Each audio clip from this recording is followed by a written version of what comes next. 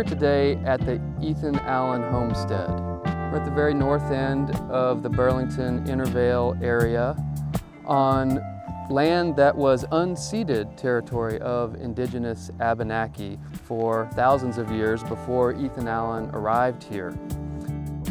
Ethan Allen was a frontiersman. He was a fur trapper and trader in this area in the 18th century. He was a soldier and a militia leader during the Revolutionary War. He was a statesman. He was a deist philosopher. He's probably most famously known for helping to orchestrate the raid on Fort Ticonderoga during the Revolutionary War. His brother, Ira Allen, was influential in founding the University of Vermont, and Ethan Allen was tremendously influential in terms of Vermont statehood. He started fur trapping and exploring in this area as early as 1766, and he eventually moved and settled in the southern part of the state for a period of time, but he was always attracted to this land that he had explored further north, where we are now. And this is where he established his homestead. In 1787, in a letter, he described this land. He said, "I have lately arrived at my new farm of 1,400 acres in one body, in which there are 350 acres of choice river intervale, a quantity of swales and rich upland meadow, interspersed with the finest of wheat land and pasture land, well watered, and is by nature equal to any tract of land of the same number of acres that I ever saw." As with many historic figures from this era, it can be really difficult to form a single, accurate, objective picture of Ethan Allen himself. To many, he is a Vermont folk hero, and he is a Revolutionary War hero. To others, he is an outlaw. And although there aren't any real direct accounts of Ethan Allen interacting with indigenous Abenaki here, because of his association with some of the first white Anglo-Saxon settlers in Vermont, to some Ethan Allen today is a symbol of wrongs done to indigenous Abenaki at this place. And really importantly, this site as a land monument, this site as a museum, is increasingly becoming an important place to explore and interpret and honor indigenous Abenaki heritage. And so it's a perfect place where we can not only explore the significance and impact of Ethan Allen in the history of Vermont, but we can also grapple with and examine the significance of this period of time that we can call the contact period, starting in the 17th century and going throughout the 18th century when white Anglo-Saxon settlers colonized this area of Vermont. And I think it's a really important place and important time for us to really be grappling with and reckoning with the power and privilege and land implications of white settler colonialism in Vermont, and to look through it through a new equity lens to start to consider how that past history relates to where we are today. I'm really pleased to be here with Dan O'Neill, Executive Director of Ethan Allen Homestead Museum.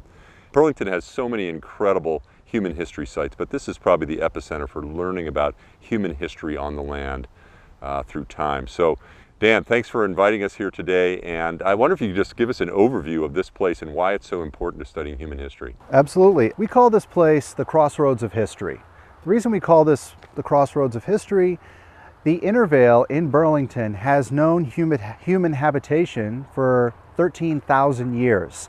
Archaeology has revealed that indigenous settlements on the Intervale date 13,000 years before any European colonizers arrived. Later, the French came and claimed this area. The Anglos came along later, also began setting up homesteads. Of course, indigenous people were here constantly and still are today on the Intervale land.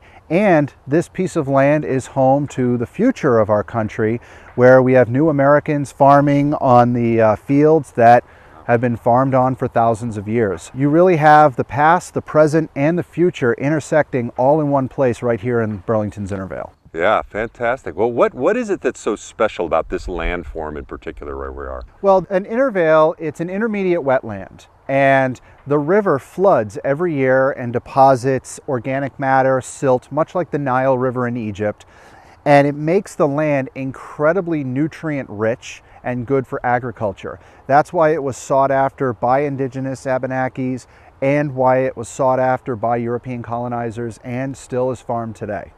Fantastic. And what's the vision, the present vision of the museum in terms of making sense of all this history for people visiting? Our vision for the museum is to present history in all of its complexity. We're all part of each other's stories. We're all part of each other's experiences, and we have to know exactly not just what happened, but how we influenced each other, how we worked together, how we opposed each other, and to really, as I said before, understand history in all of its complexity, to get a more rich picture of what happened in the past so we can understand the present and then look ahead to the future. Yeah, fantastic. How about in terms of complexity, how about the connection between the natural history of this place, the ecosystems, and the human history? Do you get into that at all in your? We get into that a bit. Keep in mind there were different understandings. The land was sought after by everyone.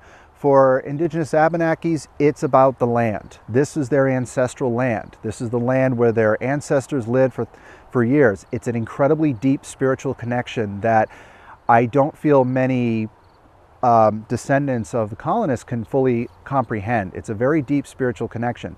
The Europeans, when they came along, also had connections with the natural environment. They looked at the woods with resources. They ate, they grew what they had. When we talk about things like eating local and sustainable agriculture, we use them as kind of catchphrases. Back then, eating local and practicing sustainability was necessary for survival. You had to eat your own food. You couldn't just get food from the grocery store the same way because there was no refrigeration, no transportation. So the connection with the land was much, much different than it is today. Yeah, and yet at the same time it gives us a blueprint about what sustainability might be for us living on this landscape into the future. Absolutely. Yeah, fantastic. Well, thanks so much for inviting us here. All right, thank you for coming and look forward to having you come some more. All right. All right, we've come down in elevation off the flat plateau where the Ethan Allen Homestead is, down here to the shoreline of the Winooski River, which is really what has shaped this landform through time. The Winooski River is making its way. It's got a few more meanders to go before it empties out into Lake Champlain, but it has been interacting with this landform ever since the glacier retreated, and it's left us with a really fascinating spot in terms of both the natural history and the cultural history and really the agricultural value of this place. The river itself, it looks pretty calm at the moment, but every spring after snowmelt in March and April, it rises significantly, and even the land that I'm standing here under big snow winters, as the water melts, can be flooded to right here, and it creates the big flat floodplain that I'm standing on. And then more currently, if you look down below here, you can see the river processes as the river is meandering back and forth, cutting into the banks in some places and depositing sediments in other. What's particularly interesting right in here is we've got a great example of what's called a silver maple floodplain forest here. I'm looking over at these big silver maples that are growing out of the banks, reaching up into the canopy with their complex multi-trunk growth form, and they really dominate this big flat floodplain in here. They're not the only tree species, but they're by far the most common. As I look over this direction, I'm seeing a lot of eastern cottonwood and green ash, hackberry, and in areas that have been disturbed more, there's actually a lot of box elder here as well that needs a little bit more light. This is a fantastic example of a natural community type. In the understory, there's lots of ferns, particularly ostrich fern and sensitive fern. Together, they define what this natural community is called, the silver maple sensitive fern or ostrich fern riverine floodplain forest. Great spot. And then of course there's all sorts of wildlife associated with this. A day like today we've been hearing Canada geese reacting to the cool weather and flying in formation. Just a moment ago saw a kingfisher going kick, kick, kick, kick, kick, kick, kick, and sitting up in the branches above the river looking for fish to catch. And these cut banks make perfect nesting areas as they excavate holes, and they have their long cavities that reach back into the sediment. Makes a perfect place to raise their young. It's interesting, when you look over to the other side here, you can see there is a strip of vegetation, a riparian forest, which is a good thing, because just beyond that there's actually a farm where the fields are being tilled. There may be cow pastures back in there as well, and those riparian forests are particularly important for buffering the river and its water quality from our agricultural land use. In addition, these trees, as they fall over into the river, they provide all sorts of great habitat for fish and other organisms. They have many functions that protect the water and protect the wildlife habitat and provide travel corridors for organisms as well. You know, for studies of the Vermont landscape, an indispensable guide is really Wetland, Woodland, Wildland, a guide to the natural communities of Vermont. And right along the shoreline of the Winooski River is sort of an iconic natural community type. It's called the silver maple ostrich fern floodplain forest. And really a natural community is an assemblage of interacting species together with their landforms and the processes that influence the landform, such as flooding. All those things take together is what we call a natural community. And this book has just great illustrations, lists of focal species, and description of the processes involved. As we travel around the Vermont landscape, whether we're in the floodplain along the lake or the river, or climbing up the side of one of the Green Mountains, this guide really tells you a lot what's happening in terms of the ecological expression of the landscape. This is just a really vital forest down here by the river. It's really the reason that people have settled here and have been on the landscape for the last 10,000 years.